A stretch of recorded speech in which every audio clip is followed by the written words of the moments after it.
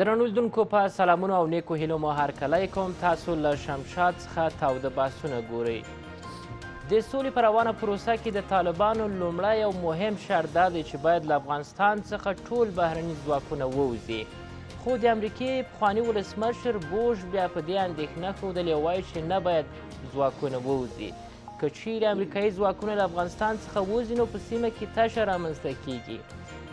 بل خواته زلمی خلیلزاد او د امریکې د نظامی چارواکو له نظره بیا دوی وایي چې افغان ځواکونه د دې وړتیا لري او موږ په دوی باور لرو چې دوی کولی سي له دښمن سره وجنګیږي. افغانان دې باید د خپلو ځواکونو ملاتړ وکړي او د دوی ستاینه دې وکړي او افتخار دې پرې وکړي. بل خوا بیا ولسمشر غني وایي چې ما له امریکې څخه د دې غوښتنه کړې چې د دوی ځواکونه دې باید ووځي. او د افغانستان بشري حقونو خپلواک کمیسیون بیا وایي چې موږ د جګړې شدت او ملکي تلفاتو څخه اندېښنه لرو. باید ملکي تلفات کم سي. د نن شپې بحث مو ملکي تلفات، جګړه او د بهرني ځواکونو وتل له افغانستان څخه دی چې په پروګرام کې راسره 3 تنه قدرمن میلمانه دي.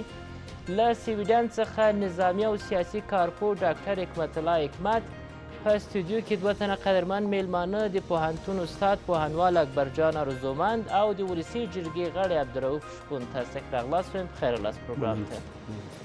حکمت صاحب، تاسو د بوش دغه اندېښنه چې باید د امریکې ځواکونه له افغانستان څخه ونه وځي څومره پر ځای بولئ؟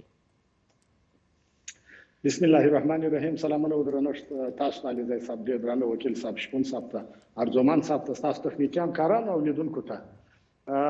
د بوش اندېښنه د یو تعداد امریکایي پوځیانو او د څارګرې ادارې د متخصصینو هم ده چې هغوی هم په دې فکر کې دي، په دې نظر دي چې که چیرې موږ د افغانستان څخه وځو په اوسنیو شرایطو کې هلته به هغه څه رامنځته سي چې دوی تشویش ورته لري چې د ترهګرۍ زیاتوالی دی، امنیتي تشه ده، یا په حکومت باندې د فشار راوستل دي او یا نورې دي. مګر علیزی صاحب، پوښتنه خو دا ده چې د بوش د وحشانه یرغل څخه را په دې خوا د 150,000 امریکا او ناټو په وجود کې آیا جګړه کمه سوه که زیاته سوله؟ آیا ترهګري ورکه سول که زیاته سول؟ آیا مخدره مواد ورک سول که زیات سول؟ بنا دغه تشویشونه د دوی د ستراتیژیکو ګټو دپاره د دوی اختلاف نظر دی. زموږ افغانانو دپاره په واضح توګه باندې دا څرګنده ده چې د امریکایانو په حضور کې او په نه حضور کې تر څو چې امریکایان افغانستان ته ښه نیت ونه لري، دلته نه صلح راځي او نه هغه نظر مو دا د حکمت صاحب چې دغه تشویشونه بې ځایه دي، دا د دوی د ګټو تشویشونه دي، نه د افغانانو د ګټې یا تاوان؟ زموږ دپاره هیڅ نه وه دا تشویش، نه د بحث وړ دی او نه موږ افغانان دا تشویش لرو. زموږ تشویش دا دی چې امریکایان ولې غیر مسؤلانه وځي، ولې زموږ پوځ ته، زموږ امنیتي و دفاعي قواو ته هغه څه ورنه کړل، نه ورکوي چې دوی اړتیا ورته لري. ولې زما د ګاونډ پښتنو په خاوره کې بیا پایګاوې جوړوي د دې دپاره چې لر و بر خاوره بیا په وزیرستان تبدیله کړي. زموږ تشویش د امریکا په دومخي غلط استعماري سیاست کې دی، نه دا چې امریکایان حضور ولري. حکمت صاحب، که یوه پوښتنه داسې وکړمه چې د بهرني ځواکونو په وتو د افغانستان ګټه څه ده د امریکې، او که چیرې اندېښنه وي د افغانستان تاوان څه دی او د امریکې تاوان څه شي ده؟ د امریکې که راسو، د امریکې ګټه په دې ده چې د تریلیونونو مصرف یې کېدای شي چې 2 میلیارده ته راکښته شي. په کم مصرف باندې په افغانستان کې خپل سیاست او مبارزه مخته بوځي. د امریکې ګټه په دې کې ده چې دوی د چین او د هند سره په اقتصادي لحاظ باندې، په استخباراتي لحاظ باندې لا هم خپل رقابت کولی شي چې پاکستان یې متحد شي. زموږ افغانانو تاوان په دې کې دی چې موږ د امریکایانو په وجود کې، په موجودیت کې هغه څه ترلاسه نه کړل چې باید ترلاسه کړي مې وای. اوس چې امریکایان وځي، په حقیقت د امریکایان دي چې همدغه موقع ورکوي مخالفینو ته د حکومت چې هغوی. تاسو پرون د جنرال مکنزي خبرې واورېدلې، هغه ویله چې زه تشویش لرم چې په افغانستان کې به امنیتي و دفاعي قواوې هغه مقاومت چې موږ انتظار لرو دوی ونه لري. مګر دا پوښتنه باید د دوی څخه وشي، تاسو ما امنیتي قواو ته ولې توپچي ورنه کړلې، هوایي قوا دې ورته ورنه کړله؟ زما ویاړلی سرباز دې په لوڅو پښو ستا د یو M14 سره درولی دی او د مخالف لوري سره تر هغه موډرنه سلاح چې ستا په پیسو او په امکاناتو ورسره ده، ځکه خو مسؤل دی دي. ښه دا دی چې سپینه خبره وکوي نسبت و دغه دوه مخي ته چې په دې 20 کاله کې علیزی صاحب زموږ سره کړې. یوه بله موضوع چې تاسو په همدې موضوع باندې ور اضافه کړمه، ځینې نظرونه داسې دي چې باید کله چې دوی وځي خپل تجهیزات افغان ځواکونو ته پرېږدي، اما نظرونه داسې دي چې دوی باور نه لري، دوی بې باوري پر ځایه او که بې ځایه ده. د دوی بې باوري د پاکستان د سیاست څخه اخیستل کېږي. کوم وخت چې دوی راغله پاکستان ورته وویل چې دغه اوس صنفه به د افغانستان پوځ ته نه ورکوي، افغانستان ته به پوځ نه جوړوي. پاکستان د دغه اوسني اردو چې ته لري په کوم امکانات باندې د دغه سره مخالف دی. دوی چې تا ته څه نه درکوي پر ځان باندې ویره نه لري. هېڅ افغان پیلوټ حاضر نه و چې بګرام بمبار کړي، مګر افغان پیلوټ کېدای شو چې تللی ولی د ترهګرو د پاکستان د پوځ اډې بمبار کړي وای. دا د پاکستان د ګټو لپاره دی چې امریکایان موږ قرباني کوي. ځکه نو دوی موږ ته نه یوازې هغه څه رانه کړل، دوی دا اوس تا لاس تړلي دي. که په دغه کم امکاناتو باندې ته څلور جنګي طیارې د فرانسې څخه د انګلستان څخه یا د برازیل څخه رانیسي یا د روسیې څخه د چین څخه، امریکایان تا ته اجازه نه درته درکوي، وایي چې زه پر تا باندې قیودات لګوم. بنا همدغه په دغه هېواد کې د امریکا سیاست چې موږ اشغال ورته ویلی، د امریکایانو حضور مو نه ګڼلی، د امریکایانو غلط سیاست چې افغان وژنه وله، د ترهګرۍ څخه ملاتړ ولو، د مخدره موادو ازدیاد، دغه ته موږ ویله چې امریکایان په غلط سیاست باندې اخته دي، موږ ورته اشغالګر وایو. کله چې امریکا وایي چې موږ باور نه لرو چې دلته د موږ په وتو باندې تجهیزات مکمل پرېږدو، د دوی بې باوري پر ځای او که بې ځایه ده؟ د دوی بې باوري خو ځکه بې ځایه ده علیزی صاحب چې دوی د همدغې پوځ په واسطه باندې د ډاکټر صاحب اشرف غني هغه بیانیه په یاد لري. دا خو یو انساني پور دی چې موږ یې پر دوی باندې لرو چې ول موږ د نیویارک، واشنګټن او د لندن د ساتلو دپاره 45,000 افغان زلمي قربان کړي دي. که دغه 45,000 افغان زلمي د دوی د مندو حق وي، نو امریکایان زموږ پوره وړي دي، اخلاقا اصولا زموږ پوره وړي دي. دوی باید موږ ته هغه سلا راته راکړي، ګارنټي راته راکړي چې د دې هېواد جغرافیه بیا تر تهدید لاندې نه راځي، بیا یو بدمرغه ګاونډی نه راځي چې زما سیمې ونیسي، بیا وحشت او بربریت جوړ کړي. مګر امریکایان دا نه کوي. د جو بایدن سیاست کاملا د پاکستان د ګټو دپاره دی. زه تاسو ته واضح وایم چې په راتلونکي کې به تاسو ووینئ چې د پاکستان او د امریکا ترمنځ به نوي پوځي تړونونه امضا سي، دلته به د ترهګرۍ په نامه باندې یوه بله سیاسي لوبه شروع سي او په دې سیاسي لوبه کې به ستا جغرافیه بیا دغسې قرباني وي لکه دا 40 کاله. کله چې دغسې یو څه ترسره کیږي د جو بایدن او د پاکستان ترمنځ، په دغسې یو اساس نقطه کې افغان حکومت باید څه وکړي چې تر څو هغه څه چې افغانانو ته تاوان رسوي دغه مخه ونیول سي؟ په دغه 20 کاله کې موږ په رښتینې توګه باندې د امریکا دپاره دا خبره پر ځای ده، هغه متحدین نه وي پاتې سوي. امریکایانو باور مو ترلاسه کړی وای او ځان مو ثابت کړی ولی چې افغانستان، افغان حکومت، افغان ولس د امریکایانو دپاره یو قوي متحد دی چې د دوی ګټې په سیمه کې وساتي، تقویه رشد ورته ورکړي. موږ د امریکایانو سره داسې سیاست وکولی لکه د مزدورو د بادار چې دوی ویله، موږ یس ورته ویلی، تیارسۍ ورته درېدلو. تر اوسه پورې په همدغې سیاست باندې مخ ته ځو. موږ د امریکایانو سره هغه منطق باندې نه یو تللي چې د دوستۍ په منطق باندې د دوی سره بحث وکړو، ځکه نو امریکایان پر تاسو باندې محاسبه نه کوي. امریکایان دغه اوس چې ډېره محاسبه پر طالب باندې کوي، د هغه څخه دا خبره غواړي چې ته به ترهګر نه پرېږدې، پاسپورټ به نه ورکوې، پر طالب باندې محاسبه کوي، پر تا باندې نه کوي. دا اوس هم که نه امریکایان چې وځي د دغې خپلې سلا لسمه برخه چې تا ته په بګرام کې پرېږدي او ته بګرام یو قوي سنګر کې هوایي کولی شي چې اوس هم وضعیت مهار کړي. مګر امریکایان دا سیاست نه کوي، پر تا باندې د بیا باوري کچه په همدغې کې وروستۍ پوښتنه په دې برخه کې حکمت صاحب، د پخواني ولسمشر جورج ډبلیو بوش چې وایي که چیرې بهرني ځواکونه په اوس وخت کې له افغانستان څخه ووځي په سیمه کې تشه رامنځته کیږي، رښتیا هم تشه رامنځته کیږي؟ دا تشه علیزی صاحب تعریف لري. د امریکایانو دپاره تشه دا ده چې دی وایي بوش په خپلو خبرو کې چې دفعتن نه ولې په تدریج باندې به بیا واشنګټن او نیویارک وننګول سي. مګر زه تاسو په واضح ټکو باندې وایم چې د تاریخ په اوږدو کې د افغان د لوري څخه ګاونډی نه دی ننګېدلی. کوم وخت چې احمدشاه بابا ولاړی د پانیپت فتح یې وکوله، دا یې د خپلو مسلمانانو ورونو د حق دپاره وکوله، نه د هندوانو د ځپلو دپاره. موږ په تاریخ کې د چا کور ته بدمرغي نه ده وروړې، ولې دا نور ابرکلتونه دي چې راغلي دي. زما دغه ښایسته خاوره یې په کنډواله بدله کړې ده. امریکا ته د افغان خاورې څخه تهدید نه دی متوجه. که تهدید متوجه دی د امریکا د سړې جګړې د متحدینو، د عربو ترهګرو القاعدې او د سوریې د جګړې د امریکا د متحدینو د داعش د لوري متوجه دی. دا د دوی پیداوار دي، دوی د خپله معامله ورسره وکوي، خو زموږ په خاوره کې دې نه ورسره کوي، که په پاکستان کې ورسره کوي، که په منځني ختیځ کې په بل ځای کې ورسره کوي. دغه اندېښنه کاملا پر ځای نه ده، غلطه ده. افغان په تاریخ کې د چا دپاره د ګاونډي دپاره بدمرغي نه ده غوښتې، نه غواړي. ډېره مننه کوم حکمت صاحب، بېرته راګرځو تاسو ته. خاوره لړ سوې ده لکه انګریز، روس او امریکا. مننه کوم بیرته راګرځو موضوع د احمدشاه بابا یاده سوه ارزومند صاحب تاسو هم په دغه تاریخي مسایلو بحث کوئ د احمدشاه بابا مور وصیت خپل زوی ته دا و چې پردۍ جګړه به خپل کور ته نه راوړي نن ولې پردۍ جګړه په افغانستان کې ترسره کیږي بسم الله الرحمن الرحیم د ډاکټر صاحب حکمت الله حکمت او د شپون صاحب بزرګانو ستاسو په اجازه دا ننني نظام نه ده راوستی دا د بند توافق په اساس راغلی دا همدا تنظیمونه چې اوس نه غواړي یا یې غواړي همدې تنظیمونو د لیډرشپ د رهبرانو په وجود کې دا تدخل وشو راغلل او اوس چې دوی نور څه وایي زه وایم چې ای موږ کاشکې نه ده راوستې ولې د موږ په واسطه راوستل سوې بلې خو موږ نه ده راوستی ملت نه ده راوستی هغه ډلو ټپلو تنظیمونو راوستی دی چې هغه کله د دولت سره وي کله د سره وي کله د غرب په ضد کله د غرب په طرفداري دا د مننه چې دوی هر څه چې مورمونه درلودل هماغه وایي چې نن موږ دا شخړه هواروو همدغه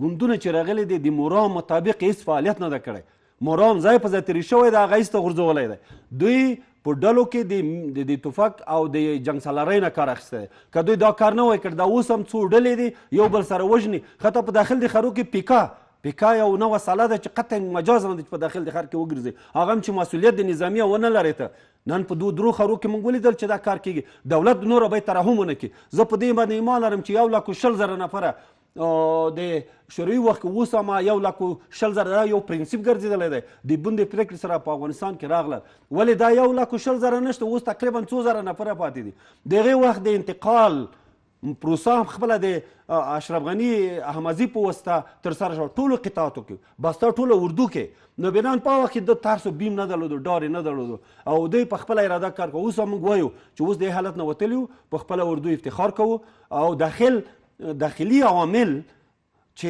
هغه افراطیګر عملونه کوي اکټونه کوي دا باید دولت ترحم ونه کړي او بیروني عوامل څه اقدام باید په بیرون کې باید داسې تحلیلګره خلک وي لکه ډاکټر صاحب حکمت چې هلته دی داسې تحلیلګره خلک ولرو چې د نړۍ ذهنیت روښانه کړي داخل د نظام کې چې څوک وحشت خپروي څوک جګړې ته لمن وهي دغه د مظاهرو کې چې ګورو سلا او دا شان دوی په وړاندې باید کوم ډول اقدام وشي دوی سره قانون باید تطبیق شي یعنې هغه څوک چې مصالح هغه د غیر مسؤل خلک د ملکي دي او سلا ګرځوي د قانون له مخې دا خلاف د قانون دی دیموکراسي کې دا ځای نه لري او که دی دا د دیموکراسي جز ګڼي چې دیموکراسي د 400 اقلیتونه دي یا اکثریتونه دي قانون د دیموکراسي کې دا تعادل باید وي بالانس وي متعادل حالت باید وي او متوازنه باید وي او دا د اصلاحي حق هیڅوک نه لري هیڅوک هلته په دولت کې هم سناتور یم وکیل یم هلته وزیر یم هلته جنرالۍ غواړم هلته قمندانۍ غواړم هلته بیا په داخل د ښار کې خلک اذیتوم سلا اخلم دا سلا د کوم قانون په اساس ته اخلي هېڅوک هغه چا چې سلا را ایستلې دا قطعا په قانوني لحاظ د دیموکراسۍ چوکاټ ته عقیده نه لري او د مرکزي حکومت هم عقیده نه لري څو ځله یې معاملې کړي دي او د دې معاملو پرېکړه دا معنی چې قطعي برخورد باید وکړي حکومت او دې باندې ترحم نه طالبانو شرط دا دی چې بهرني ځواکونه باید له افغانستان څخه ووځي بوش شک لري په دې د کوم یو نظر پر ځای ده بوش غربیان یا شرقیانو څو ځله په تاریخ د افغانستان کې تقریبا دغه 300 کلو کې څو ځله اشتباه کړې ده ګناه کبیره ګناه شوې ده ترې او دا وطن یې تباه کړی دی او دی آګاهانه شعوري د یو برنامې سره به یې راغلې وه د یو ستراتیژیک پلان سره به یې راغلي وه دوی داسې کار وکړو چې موږ ملي اردوی تباه کړه د ډاکټر نجیب د وختو هغه هم پاکستان ته تحفه ورکړه تنظیمونه هم دا غیرت درلودلو دا یې نه ورکوله لیکن هغه د دوی پلان و چې ورباندې تطبیق کړو د دوی پر اتاک سره طالبانو حکومت و څنګه زموږ د حکومتدارۍ دپاره دوی کوم چې پروګرام نه درلودو خلک راغله په خپل سر اردو هم جوړ شول بانکونه هم سیستمونه ټول تباه شول اوس هم د دوی پر اتاک سره چې د کرزي حکومت و طالبان حکومت تازه خلاص شوی و له هغه نه مخکې داخلي جنګونه و نو موږ چې نه درلودل څه شی زه یقین وکړه چې په هغه وخت کې هم غیرتي خلک و دا ملت ژوندی و زه خپله په هغې وخت کې هم مسؤل د تقوی پرتفي قوه مسله وم تعدیل شو ملکي ته مې راغله ځکه دا دیوال مې کوږ ولیدو یو ټولي ته حق نه ورکړو چې عملیات وکړي اوس شکر دی اردو ملي اردو په خپلو پښو ولاړه ده تقریبا څه کم 400,000 دي تربیه شوي دي ټریننګ شوي دي په خارج کې زده کړې کړي دي او دغه نادیده کتل ورته او دا په نظر کې نه نیول دا خپل هم ګناه ده بهرني ځواکونه باید په اوس وخت کې له افغانستان څخه ووځي که پاتې سي باید ووځي هیڅ موږ ضرورت نه لرو. په یوازې موږ سره اقتصادي کومکونه وکړي، تجهیزات ورکړي، هوایي زمین هوا به زمین دفاعي حالتونه ده موږ ته تکمیل کړي، او هغې په یوازې باندې چې دوی فزیکي حضور ولري موږ ته جنجال دی. موږ د خلکو اراده داسې دی چې خارجیان د سلا سره موږ نه پرېږدو. پاتې سي تاوان یې څه شي ده؟ که دوی پاتې سي تاوان یې همیشه په ټول د تاریخ کې تاوان کړی دی، ګټه یې نه ده رسولې. موږ باید په خپله غیرت وکړو، دا وطن باید په خپله موږ آباد کړو، خپله یې دفاع وکړو. ځواکونو مستقیم حضور د افغانستان دپاره خطرناکه ده که غیر مستقیم؟ غیر مستقیم خو جهان کې 7 مملکتونه دي چې تقریبا اقتصادي رقابتونه لري او ټول جهان تقریبا د اقتصاد په لحاظ تسخیر کړی دی. موږ وایو موږ استقلال لرو، هویت لرو، جغرافیه لرو، سرحدونه لرو، ځمکني بشپړتیا لرو. په داخل کې د خپلې خاوره دفاع باید په خپله وکړو، او په دې باندې زه خپله ایمان لرم. که طالبان ولسي تحریک دی او هغه هم باید په دقت سره وګوري چې د افغانستان ملي ګټې باید په نظر کې ونیسي، او دلته د اردو په اکمال او تکمیل کې باید د آتش بس هغه کې اوربند وکړي، د کم اور د نیما او دا شیان بیخي د ادبیات وړ نه دي چې څوک کوي. طالبان تاکید په دې کوي چې بهرني ځواکونه دې باید ووځي. د دوی په وتو سره د جګړې د خاتمې څومره تضمین شته؟ 100% تضمین ده. دا حکومت کې دغه خاوره کې خلا نوره نه راځي. که راغله او که راتله دا معنی چې دلته به ملت نه وي، دلته به خلک نه وي، دلته به د 400,000 نفره نه وي په اردو کې. موږ افتخار کوو چې ملي اردو لرو. ناوقص به وي، اشتباهګانې به وي، د دې د اصلاح کولو دپاره باید جدي ګامونه واخلي. د بهرني ځواکونو په وتو جګړه په افغانستان کې ختمیږي؟ که ختمه نه شي ختموو یې. ځکه یې ختموو چې د قانون له مخې به برخورد کوو، قاطع په خپله اراده، او په ستن کې به مشاوره سره نه وي. نو بنان قاطع برخورد وکړو. تر اوسه ولې دغسې یو څه موږ نه دي کړی چې جګړه خپله ختمه کړو؟ نو خو موږ په څنګ کې زه درته مشاور ناست دی 40 کاله دا 40 کالو کې تقریبا په خپل اراده موږ نو کوي ولې ګلالي شخصیتونه مل لاس ورکړ ولې ملي شخصیتونه اراده نه رامنځته کیږي. یقین وکړئ چې 100 کاله نورم تیر شي 200 د یو ډاکټر نجیب موجودیت ناممکن دی. دغه د خارج لاره بهرني عوامل وو او کداسي نورم خلک وو. مثلا امان الله خان مجبور شو وته کله چې اراده نسته په منځ د افغانستان کې باورم نه لري او په 100 کلو کې د بل چا ځای نه نیسي نو څنګه تاسو تضمین ورکوي جګړه ختمه؟ زه په صفت و به طرفه استاد چې نه په دې تنظیمو کې هم نه په دیموکراتانو کې هم نه تخنیکراتانو کې هم نه خارجي عوامل سره هم نه د جاسوسۍ په شبکو کې هم مستقل یم به طرفه یم. زه په خپل ملي اردو باندې ویاړم او ویاړ لرم. زه دومره وایم چې حکومت جدي ګامونه باید واخلي، قاطع رحم ونکي او قطاعت ته مورال ورکړي او ښه پاداش باید ولري او د دوی تشویقي جنبې دپاره ښه معاشونه باید تر اوسه پورې دغه مشخصات څومره ترسره سوي افغان ځواکونو تلاش کوي. زه چې وینم په داخل د اردو کې داسې خلک شته چې زرابین او دوربین او په حکومت کې هم ډېر قوي زرابین دوربین لري، ښه دید لري، ښه ویني، په مسلکي لحاظ ویني. او زه وایم چې باور لرم ایمان لرم چې جګړه به موږ خپله ختموو. خارجیان موږ ته نشي ختمولی.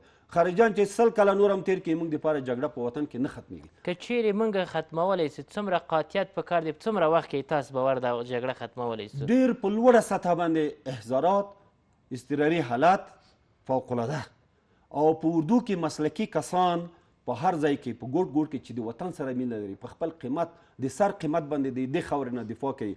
او تنظیمي بوی باید په اردو کې نه وي. هر تنظیم هر ډله چې وي دا بوی باید لرې شي د ملي اردو نه او پاکه وي، د وطن ګټې وساتي، د خاورې نه دفاع وکړي، د ناموس نه دفاع وکړي. او دولت حکومت هم باید داسې خلک ځای په ځای کې چې هر ځای کې وي فقط خپله د وطن مینه او د ناموس ساتنه د وطن ساتنه په نظر کې. ډېره مننه کوم. درنو لیدونکو د مالرو بیرته راګرځو.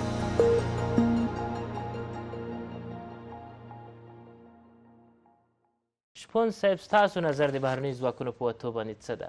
ووځي که پاتې سي؟ بسم الله الرحمن الرحیم. زه تاسو ته خپل قدرمن مشر ورور حکمت صاحب ته او خپل قدرمن استاذ ته او د افغانستان ځورېدلي او مظلوم ولس ته سلامونه او نیکې هیلې وړاندې کوم.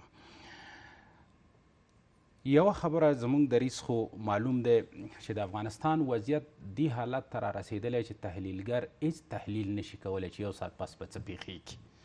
علت هم دا دی چې دواړه طرفه حتی دا استاد ډېرې او حکمت صاحب خبرو سره زه موافق یم چې زموږ د سیاسونه مو یو طرف ته ځان دغه کوي. دا یو د چا په لاس کې دي نو تحلیلګر هم نشي دغه کولی. سیاسیون غواړي منځګړی رول ولوبوي، دوی منځګړي دي. په دې به هم راشو، په دې خبرو به هم راشو. نو ځکه مې د افغانستان ولس ته دا وضاحت ورکړ چې اوس موږ څه وایو، نو وروسته بیا نه پوهېږو چې څه کېږي، ځکه دا د لوبه د بل چا په لاس کې ده. خو بهرحال امریکایان باید د افغانستان نه ووځي. تر کله پورې چې یو نظامي امریکایي په افغانستان کې وي، دا جګړه به روانه وي او دا جګړه بندېږي هم نه. تاسو وګورئ د امریکا دا دوه ګونی سیاست چې یو طرف نه وایي چې موږ د افغانستان د حکومت ملاتړ کوو او بل طرف نه د دوی نظامی جنرالان یا ملکی خلک یا سناتوران داسې یو خبرې کوي. ته وګوره اوس د بوش ته ته وایې چې افغانستان ته ته راتلې، تا دا فکر کله کړی و چې زه به افغانان په څومره وخت کې وژنم او په څومره وخت کې به دا قصه خلاصو؟ ته خو د افغانانو د وژلو دپاره راغلی، اصلي قاتل هم دغه بوش دی او اوس هم د دې دپاره چې زموږ حکومت ضعیفه وښیي. زه دا وایم د حل لارې استادانو ته زه ډېر زیات هلته راځم، فقط بوش راتګ هم د سپټمبر 11 پیښه وه چې دوی راغلل افغانستان ته او د القاعده پسې. نن هم وایي چې هغه موضوع نه ده ختمه، نه باید ووځي. راځئ چې افغانستان ولس ته حقایق ووایو، ځکه که حقایق ونه وایو خو بیا چېشته راځو دغلته. القاعده څوک دی، احمد څوک دی او محمود څوک دی؟ داسې قوت به څوک پیدا شي چې دغه بوش نه پوښتنه وکړي دا ټاور چا والوځاو؟ دا لوبه څنګه وشوه چې تاسو دلته راغلی؟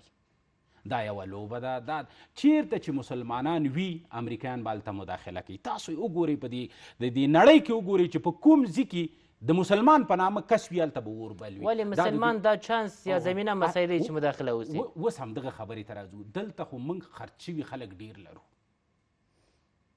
دا ستاسو سوال بالکل په ځای دی. موږ ته قلم بل څوک راکوي، کاغذ بل څوک راکوي، بارود بل څوک راکوي، خو ضمیر او عقل مخبل دی. ولې خپل ورور وژنو؟ ولې خپل وطن ورانو؟ راځو مشخص په افغانستان کې که د افغانستان کې د غلامۍ او د بادارۍ قصه ختمه نه شي او د شخصي ګټو نه سره تیر نه شو، د افغانستان مسله به زه اوس تاسو ته ډېر زیات احترام لرم او د ده قدر ته تجربه هم نه لرم. موږ دردونو راغستي یو چې پارلمان ته راغلي یو، نه د اشرف غني پروا ساتو او نه د ملا هیبت الله پروا ساتو. افغانستان جګړه نه ختمیږي چې کله موږ یو ښه لیډر پیدا نه کړو. نه ډاکټر صاحب اشرف غني یو ښه لیډر دی او نه ملا صاحب هیبت الله یو ښه لیډر دی او نه دا نور رهبران ښه لیډران دي. موږ بغیر د دې نه چې الله ته زارۍ وکړو او خپل ولسونه راجي دا لیډران سم نه دي، ولسونه هم څومره سم دي. ودرې ولسونو کې هم ګونه، ولسونه مایوسه دي. زه وایم چې یو بخش د ملامتیا په ولس کې هم ده. ولس ولې په خپله نه راجګېږي؟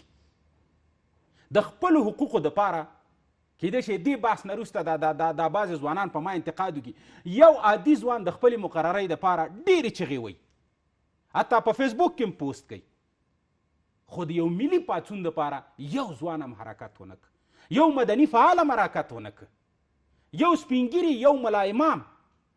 تاسو یقین وکئ بیا نو همغه دیګ همدغه کاسه نو. بالکل. خو زه د افغانستان ولس ته ناهیلي نه ورکوم. زه وایم چې زما دا شخصي نظر دی، زه وایم چې امید د دې دی چې ولس به راویښیږي او زه د دغه ځینه په ټولو افغانانو باندې غږ کوم چې افغانانو وژل کېږئ، تاسو کړېږئ، تاسو د هېڅ چا بچي پکې نه مري. راځئ چې موږ څنګه وکولی شو. تاسو اوس وګورئ دا پاکستان نوې لوبه څه رقم شروع کړه. حکمت صاحب ډېرې ښې مسلې ته اشاره یو بله موضوع همدغه پاکستان په اړه دی. په کابل کې د کاناډا پخوانی سفیر ویلي چې اسرائیل او فلسطین سره جوړ سول، سوله یې وکړله. ولې په افغانستان کې د پاکستان نیابتي جګړه نه ختمیږي؟ دلته د مسلمانانو موضوع چې مخکې تاسو یاده کړله، ولې؟ اساسي مشکل داسې دی چې موږ یو ښه رهبر نه لرو. همدې ټکي ته زه اوس راځم. پاکستان دلته مداخله لري، نیابتي جګړه. پاکستان خو ملامت دی، خو موږ باید یو ښه رهبر ولرو چې پاکستان ته ووایو چې پاکستان ته موږ نه غواړې څه.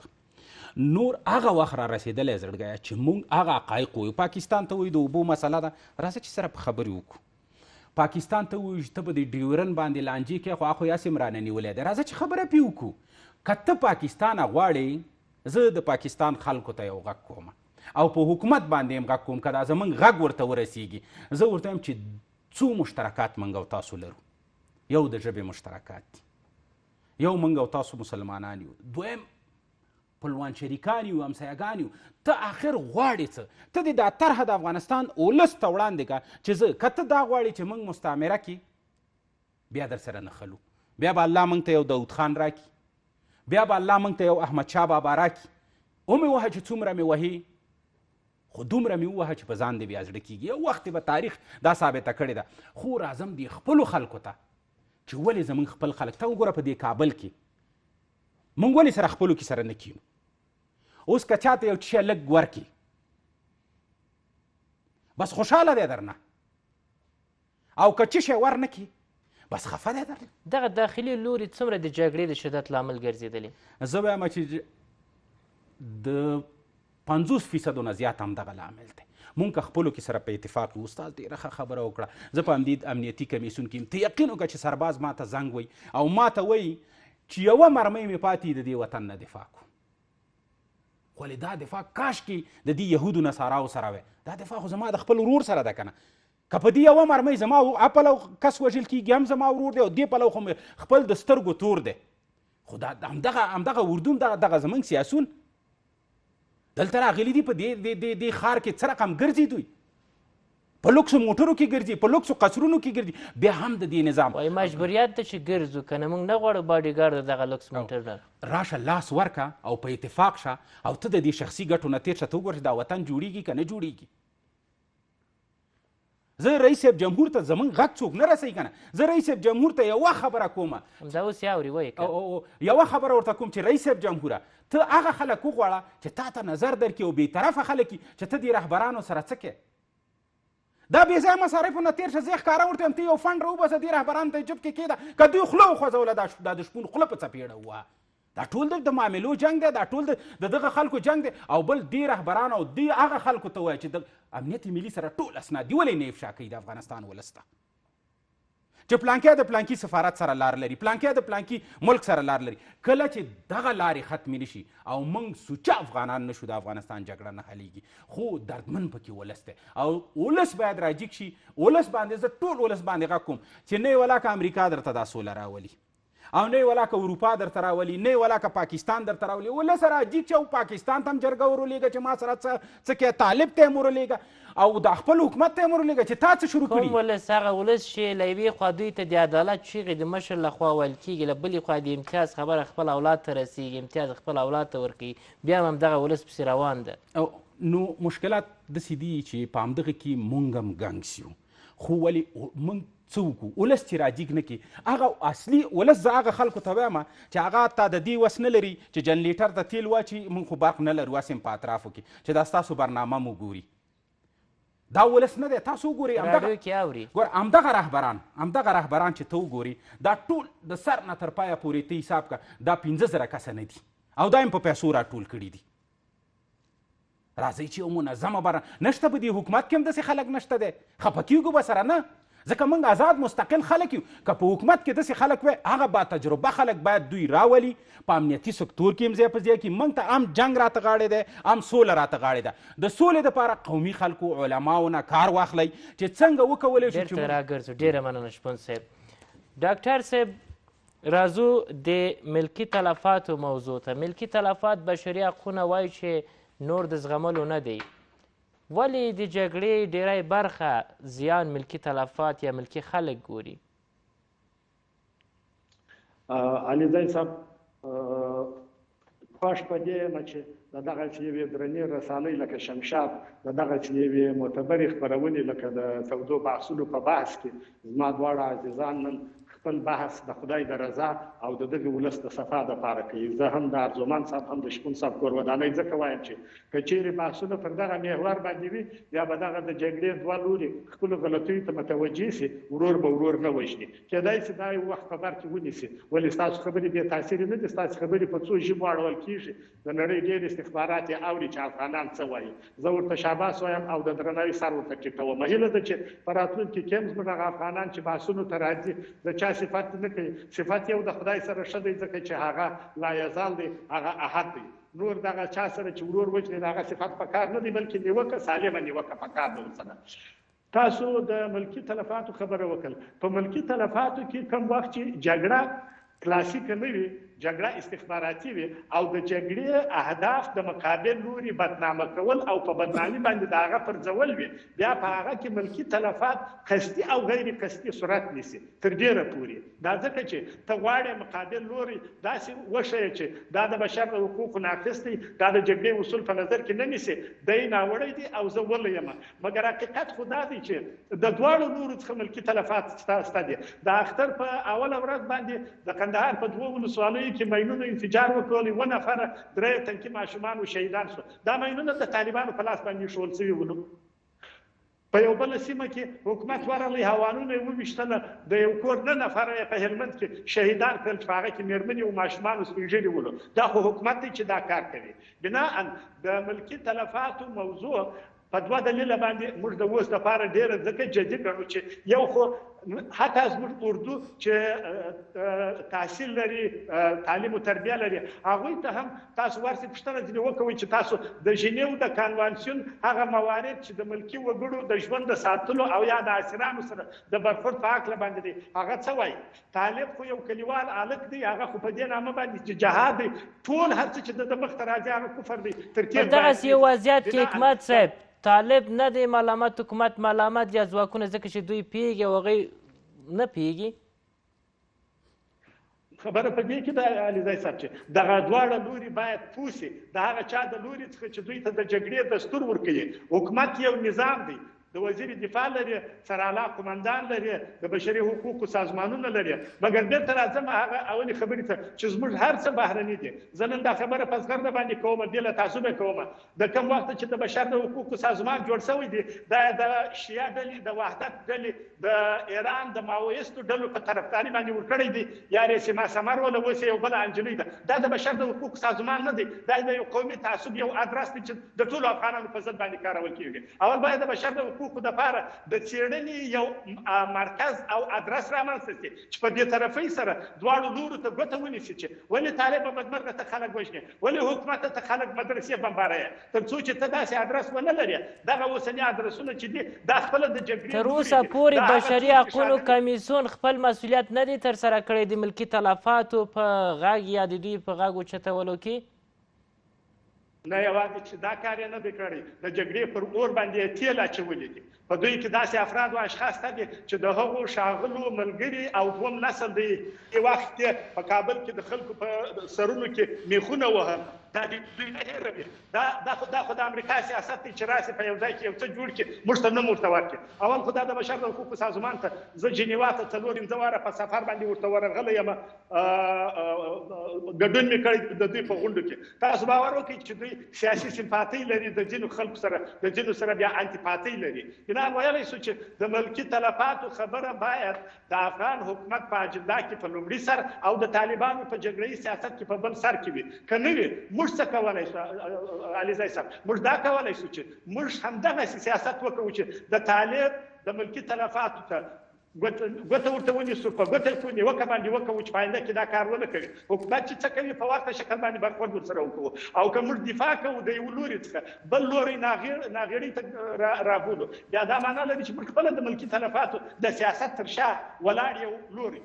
او ډاکټر صاحب په لنډه کې راته ځواب کې چې بیا نورو میلمنو ته ورځو، د ملکي تلفاتو په اړه نړیوالو هم په وار دا غږونه کړي چې جګړه بس کوي، ملکي تلفات باید ودرېږي.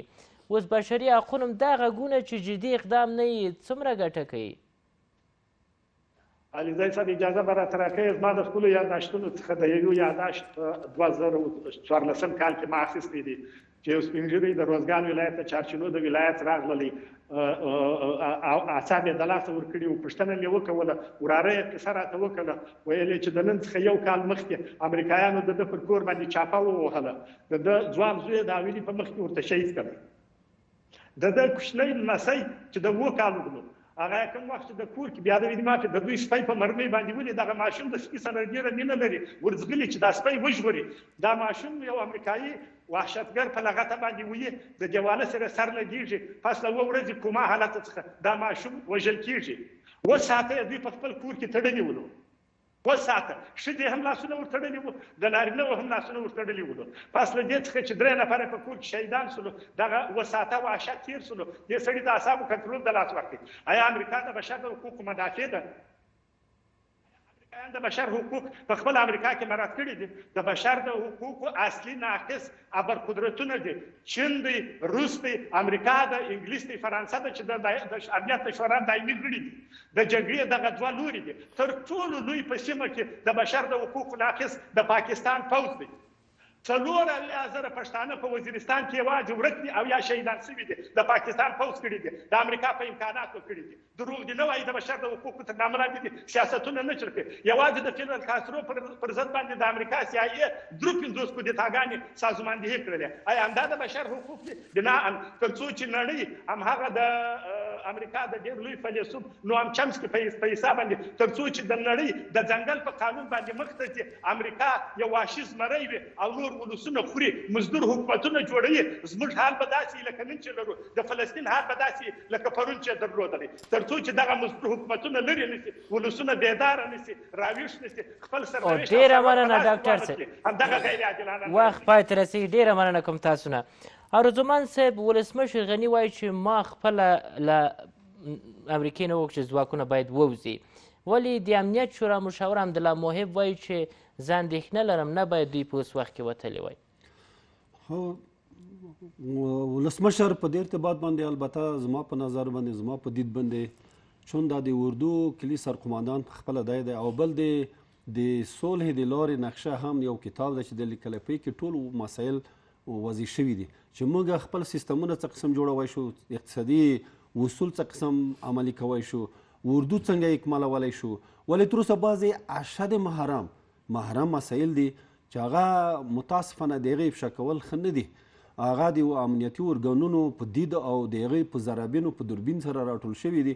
او که دا افشا شي، اول د ملت په کور کې چې وکیل صاحب راسره ناست دی، هلته هم داسې کسان شته دي چې تقریبا د همسایهګانو ګټې ساتي، د افغانستان نه ساتي. د حمدالله موحب خبره چې څو کاله وروسته باید دوی وتلي وای.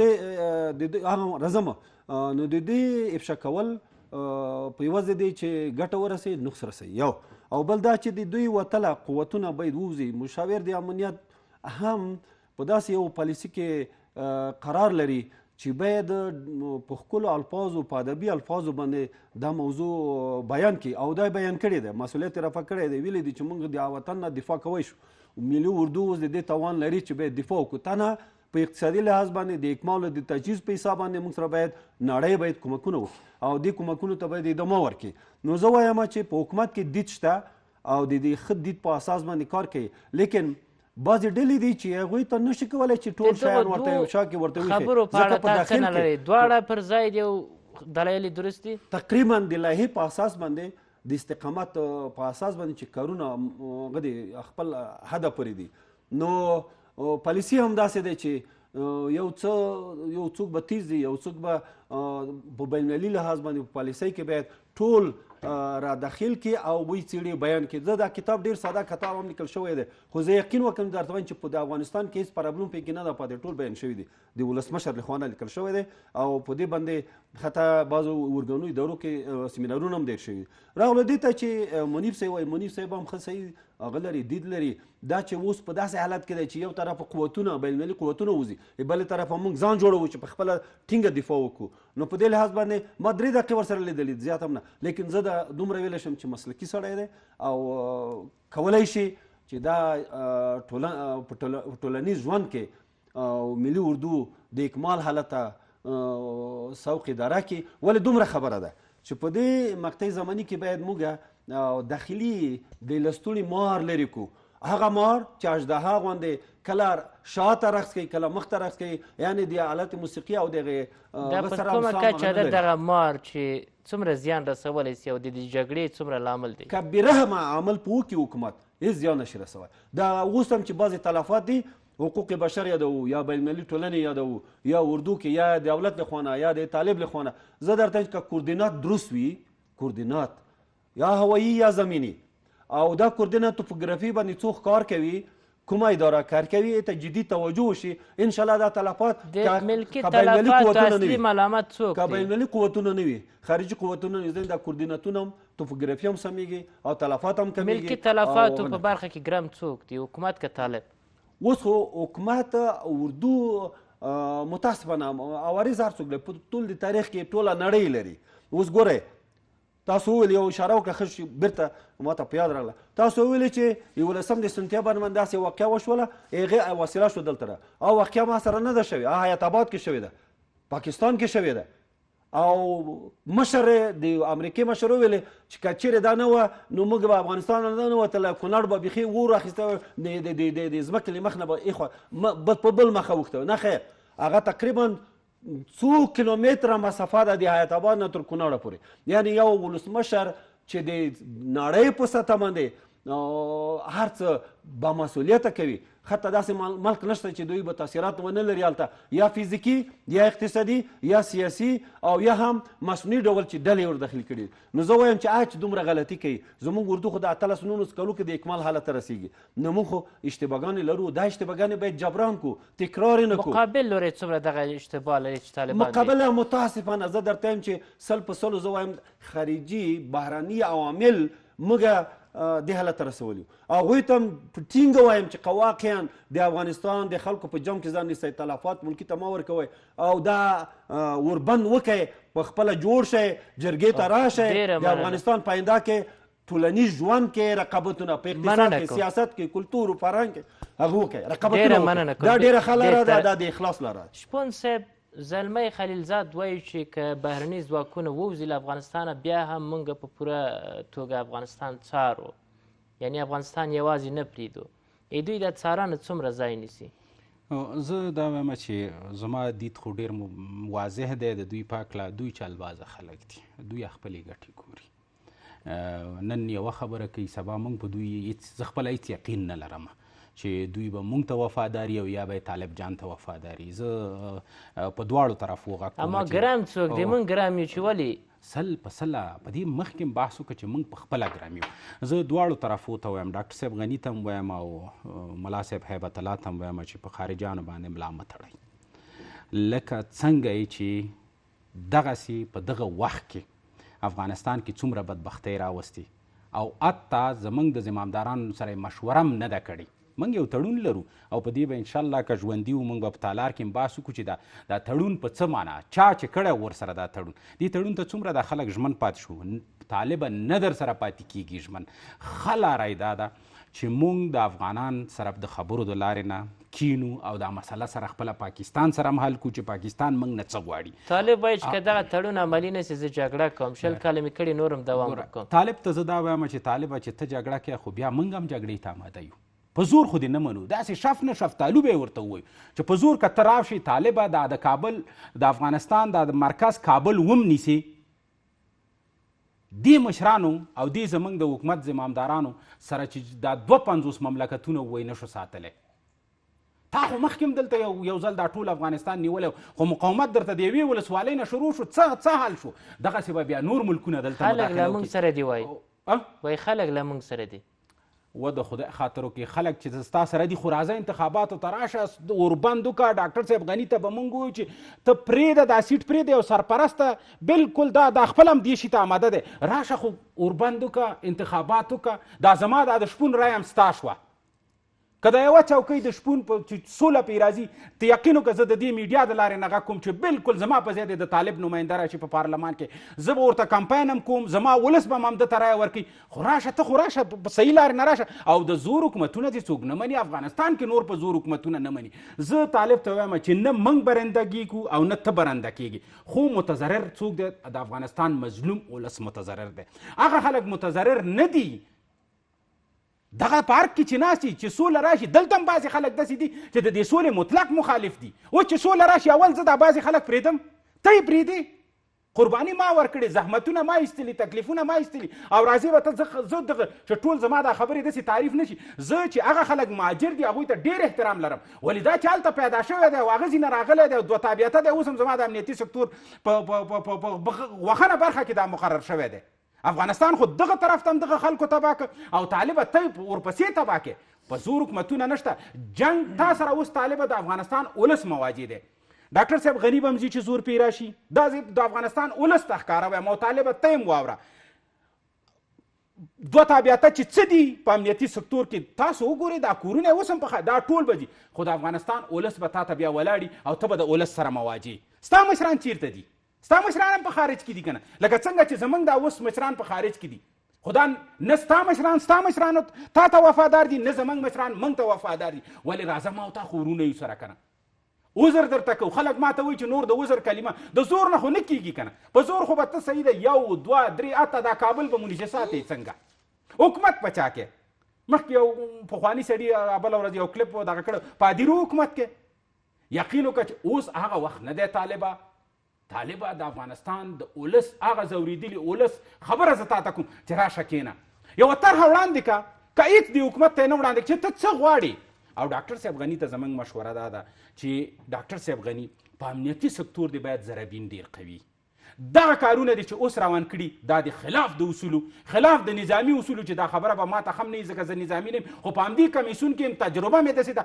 چې دا اوس هغه خلک راوله هغه زاړه جنرالان راوله ولې د دغه خلکو نه کار نه اخلي دا که د ډاکټر نجیب سړی دی زه د یو مجاهد زوی یم زه په ده افتخار کوم هغه خبرې اوس لاړې رایوله په یو قوي چوکۍ کې راوله دغسې جنرالان چې نور دي په کور ناست دي رایوله هغه ماشومان دي راوستي دي په دې ماشومانو دا جګړه نه شي ګټلی او دا جګړه به د افغانستان ولس ګټي او که نه هم شي ګټلی ځان پرې تکه تکه افغان ځواکونه څنګه ارزوي په عموم کې دې توانایي د افغان ځواکونه په لنډه بالکل توانایي لري د افغانستان حکومت زمامداران دي په دې پوه شي چې یو خوشبختي چې د دوی ده او زموږ د ټولو ده ځکه مشترک دغه یو دغه کې مشترکه ژوند کوو چې افغانستان ولس بې نظامي لیدلې ده او بیا نشي تحملولی ولس د نظام طرفداره دی خو نظام کې اصلاحات غواړو او هغه خبرونه او هغه خلکو د مشورونه د خودداري وکړي بس هغه خلک چې په خارج کې دي او په امنیتي سکتور کې ټول خارجیانو ته زه نه وایم حق لري ما خپله مهاجرتوب تیر کړی دی ولې هغه خلک چې په امنیتي سکتور کې دي او کورونه په خارج کې دي زه ډاکټر صاحب غني ته غږ کوم چې ډاکټر صاحب دا د هغه سرباز غږ دی